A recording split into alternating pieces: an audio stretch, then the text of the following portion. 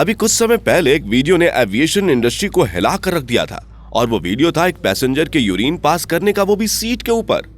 और उस गंदी सीट पर एक महिला को बैठना पड़ा जिसने एयरलाइन पर केस कर दिया और एयरलाइन इंडस्ट्री एक बार फिर से हवा में उड़ने लगी। मेरे प्यारे भाइयों और बहनों, चौंकाने वाले फैक्ट्स की उड़ान में आपका स्वागत है। अगर आप भी यही मानते हैं कि एयरलाइंस में बिजनेस सीट सबसे सेफ होती है तो आप गलत हैं। और अगर आप अब यह जानना चाहते हैं कि सबसे सेफ सीट कौन सी होती है तो आप सभी का स्वागत है हिंदी पैक चैनल में। और आज के इस वीडियो में हम आपको एयरलाइंस के खराब खाने से लेकर सबसे सेफ सीट चुनने तक की सारी जानकारियां देने वाले हैं। तो अपनी कुर्सी की पेटी बांध लीजिए, यह एरोप्लेन अब टेक ऑफ करने वाला है। चलिए अब इस उड़ान की शुरुआत से शुरू करते हैं, यानी बोर्डिंग पॉइंट से। बोर्डिंग पॉइंट पर आपने लंबी लंबी कतार देखी होगी और लोगों को उस लाइन में धक्का मुक्की करते हुए भी देखा होगा। आपको बता दें कि लोग ये धक्का मुक्की सीट के लिए कर रहे हैं और ये परंपरा सदियों से चली आ रही है। जी हाँ जनाब, चौंकिए मत, पहले के समय ऑनलाइन सीट बुक नहीं होती थी तो लोगों की सीट भी फिक्स नहीं थी। तो पहले आओ पहले पाओ वाला सिस्टम था और ये सिस्टम परंपरा बन गई। आज के समय की बात की जाए तो ऑनलाइन बुकिंग हो जाती है, जिसके कारण आपको बोर्डिंग के लिए लाइन में लगने की जरूरत नहीं है और ना ही धक्का मुक्की करने की। इसके बाद बारी आती है चेकिंग की। हर यात्री का एक कोड होता है जो आमतौर पर 6 अंकों या 4 अंकों का होता है। तो सीधी बात यह है कि जिनका कोड 6 अंकों का होता है उनकी चेकिंग नॉर्मल होती है और जिनका 4 अंक का होता है उनकी चेकिंग विशेष प्रकार की होती है। अब आप इसको कुछ और नाम दें, उससे पहले आपको बता दें कि ये कोड कंप्यूटर के द्वारा दिया जाता है जो आपकी पिछली उड़ानों और आपके कारनामों पर आधारित होता है। इसके अलावा इंसानी फितरत भी चेकिंग में आपको उलझा सकती है, जैसे कि आखिरी मिनट पर एयरपोर्ट पहुंचना और एक तरफ की फ्लाइट टिकट लेना। इसके अलावा कोई ऐसी हरकत करना जिस कारण सिक्योरिटी ऑफिसर का ध्यान आप पर चला जाए तो आपको विशेष चेकिंग से गुजरना पड़ता है। अब बारी आती है हवाई जहाज की। एक एवरेज आकार के कमर्शियल एरोप्लेन का वजन 80,000 किलो तक हो सकता है और इतने भारी हवाई जहाज को एक अदना सा मासूम सा दिखने वाला पक्षी भी गिरा सकता है।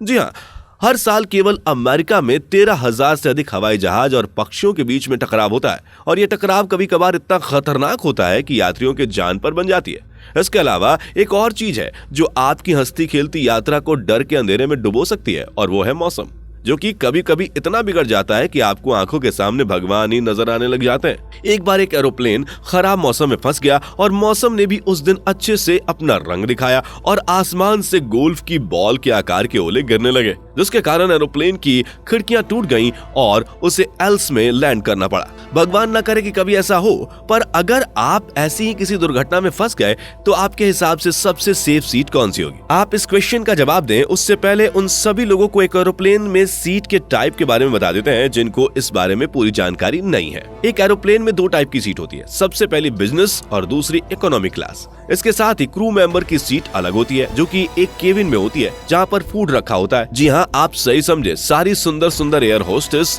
आपको उसी केबिन में एक साथ मिल जाएंगी।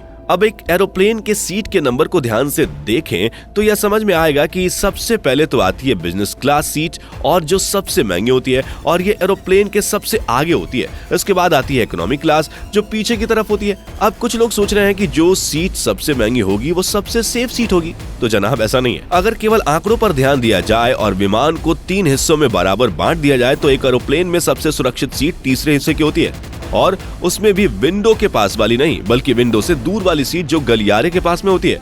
फिर आपके मन में यह सवाल उठ सकता है कि जब सेफ सीट इकोनॉमिक क्लास में होती है तो बिजनेस क्लास की सीट का पैसा ज्यादा क्यों लिया जाता है? चलिए अब इस बात को समझते हैं। दरअसल अगर एरोप्लेन में केवल इकोनॉमिक क्लास की सीट होगी तो उनका फायदा नहीं होगा। जी हाँ, दरअसल पहले प्लेन में कोई भी बिजनेस क्लास नहीं होता था तो सारी सीट इकोनॉमिक क्लास में ही आती थी। जब कोई सीट खाली रह जाती थी तो एयरलाइंस को बड़ा नुकसान होता था। फिर उन्होंने इसका एक तोड़ निकाला और एरोप्लेन के एक हिस्से को बिजनेस क्लास में चेंज कर दिया ताकि लोगों से ज्यादा पैसा लिया जा सके और इसके लिए उन्होंने बिजनेस क्लास में ट्रैवल करने वाले लोगों को अलग और अच्छी तरह से ट्रीट करना शुरू कर दिया, जैसे उन्हें अलग से खाना दिया जाने लगा और अलग तरह की और भी आरामदायक सुविधाएं दी जाने लगी। सबसे पहले तो एयरलाइंस ने सोचा कि बिजनेस क्लास को हवाई जहाज के पीछे की ही ओर रखते हैं, पर उससे ज्यादा पैसे नहीं आए और बिजनेस क्लास का भी कोई प्रमोशन नहीं हुआ।